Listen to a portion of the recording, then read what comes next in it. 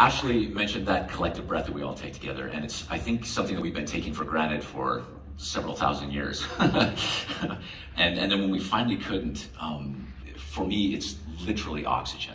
That taking it here, and then metaphorically, this spiritual oxygen. I lost so much hope, I have to say, not being able to simply do that together. Can we do that together just as a group? Let's say ta. You ready?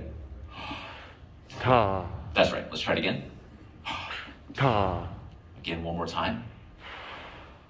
Ta. Yeah.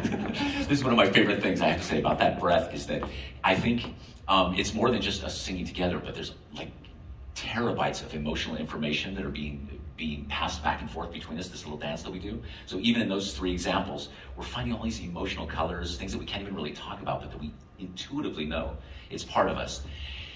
And that leads me to our little dent the internet attempt here, is that if any of you have tried to make music over Zoom or things like Zoom, even if you just try to sing happy birthday to somebody, you know what a disaster it is. It's like Charles Ives on crack.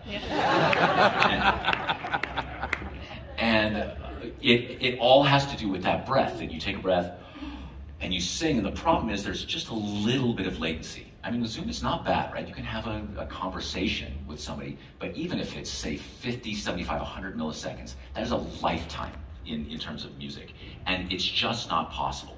And it was during the pandemic that I connected with people at Jack Trip, and specifically Mike Dickey, who's here today, and he's brought it from this very simple program that existed for quite a while, and then took it and made it into the thing it is. Mike was very inspired by watching his, I think at the time, 11-year-old son, who was part of a boys' choir up in Northern California. Suddenly they were trying to have rehearsals on Zoom during the pandemic, and he said, this isn't gonna work at all, this is a disaster.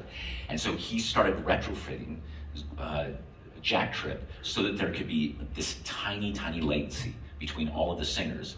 And by the end of the pandemic, this Ragazzi Boys Choir, 80 singers, were singing with the downing, having real rehearsals. Until you've experienced it, you can't believe it's actually happening. And that's what we're going to try to do here today. Will you please welcome to the stage musicians from the Colburn School.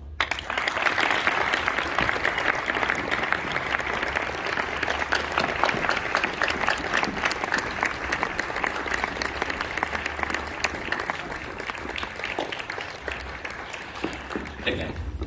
So we've got live musicians here, obviously, and we're going to be joined on screen by over 40 singers from, some of them are in Northern California, including Mike's now 13-year-old son. He'll be singing as well. We've got singers all over Southern California, and then we've got several members of Ashley's group that are scattered all over the United States. And they'll be singing with us live. Hey gang, you all hear me? Woohoo! Yeah, so you see they're, amazingly, they're all wearing the same shirt. That is, but what you're going to see as this happens is they'll be actually delayed because the video is over Zoom. So there's that typical Zoom delay, but the audio itself will be, we got it down to about 10 milliseconds. So what they're doing is they're listening to the piano, they're listening to the strings, and we're going to make music together. As far as I know, this is one of the first times this has been attempted. And what we're going to do is we're going to perform live now the piece that we did virtually, Sing Gently, which is the piece that I wrote for Virtual Choir 6, and which just sort of thrills me because, in a way, this is one of the very first times I'm actually hearing this live in a room with oxygen, plus our beautiful virtual singers from all over. So this is Sing Gently.